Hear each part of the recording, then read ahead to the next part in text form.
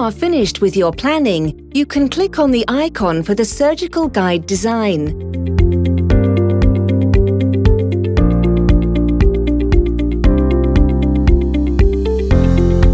Then you choose the model which you want the guide to be designed on.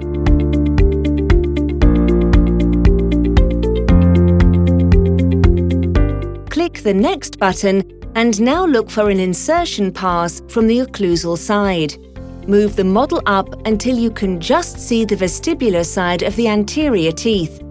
Then click the Next button. In the next step, all the undercuts will be blocked out.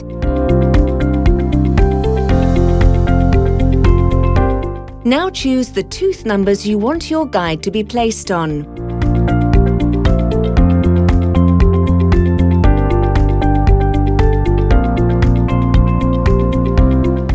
And if you go over here and the circles turn yellow, you can move the circles and you move the red dot to the middle of each tooth, so you can grab them and move them.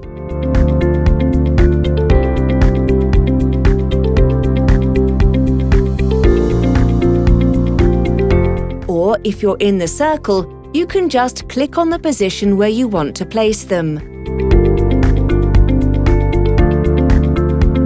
If you are done with that, turn the model up and check that your surgical guide is not too far down on the gingiva, as here. Using the scroll wheel, you can make the circle smaller.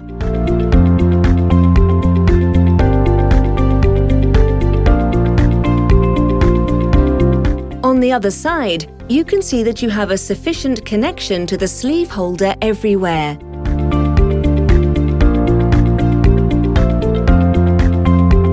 Here, make the circle bigger so it comes down to the lower side of the sleeve holder.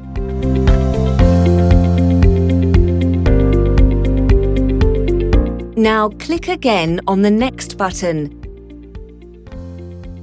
And on the next page, you can see the offset. Offset means how tight the fitting of your surgical guide will be in the patient's mouth or on the model. Depending on your printer to a certain extent, if you increase the numbers, it will be looser. If you decrease the numbers, it will be tighter. And here you can adjust the wall thickness. Then hit the Next button again. And that is your first design of your surgical guide.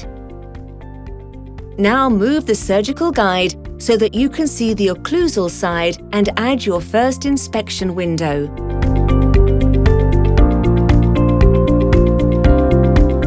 Now place it here on the ring of the sleeve holder to give the surgeon freedom for their instruments later, so that right now only the natural tooth is in the way.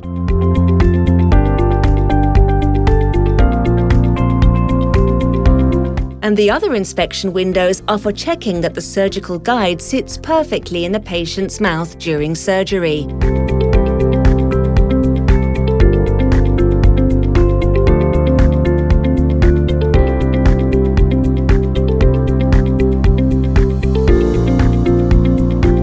You can add as many as you like to have perfect visibility everywhere in the patient's mouth later on.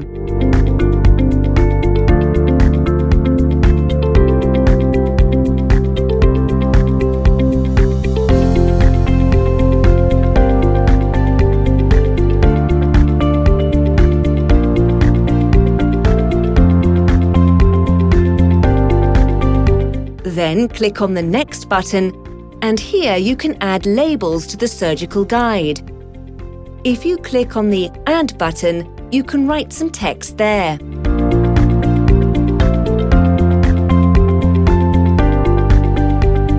Or you can use the presets from the CT or CBCT. You can find the name of the patient, for example.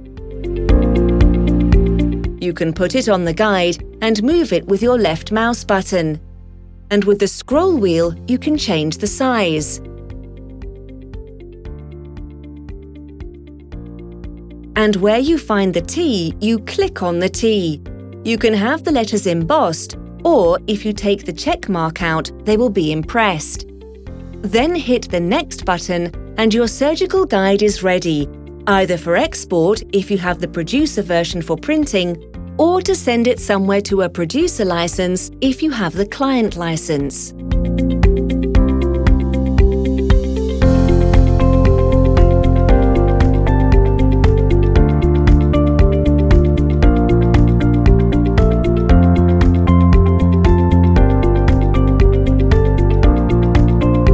In this case, I apply it, and now you can see your finalized surgical guide.